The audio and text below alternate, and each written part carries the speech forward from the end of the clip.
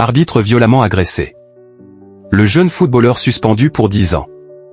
Le week-end dernier, un arbitre de football a été agressé par un joueur de Diekirch après un match U17 entre l'Entente Sirdal et Diekirch.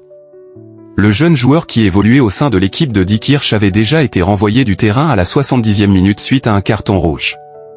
Après la rencontre, ce dernier a lancé une bûche de bois si violemment au visage de l'arbitre que ce dernier a dû être hospitalisé. L'agression s'est produite 20 minutes après le match. Une action qui n'est pas restée impunie puisque la FLF, la Fédération luxembourgeoise de football, a rapidement réagi en suspendant le jeune joueur jusqu'au 12 décembre 2035, soit une durée de 10 ans. Une nouvelle confirmée dans le BIO de la FLF. Il a également écopé d'une amende de 750 €.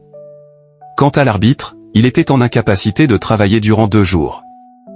Il a porté plainte auprès de la police de Rémiche. Mais cet incident n'empêchera pas Carlo Cardoni de remonter sur le terrain à l'avenir et il compte bien encore profiter de sa passion aussi longtemps qu'il le pourra. Les joueurs qui font preuve d'un bon comportement ont bien le droit d'avoir un match arbitré.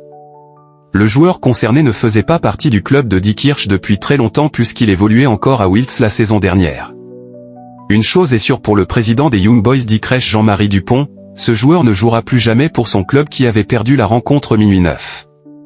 Un cas isolé. Alex Kruger est responsable des arbitres pour la FLF.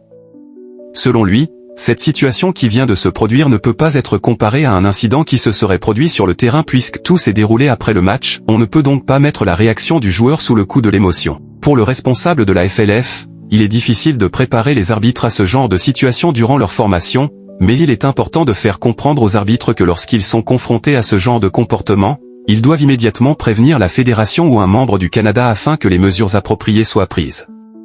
La FLF a d'ailleurs mis un avocat à disposition de Carlo Cardoni.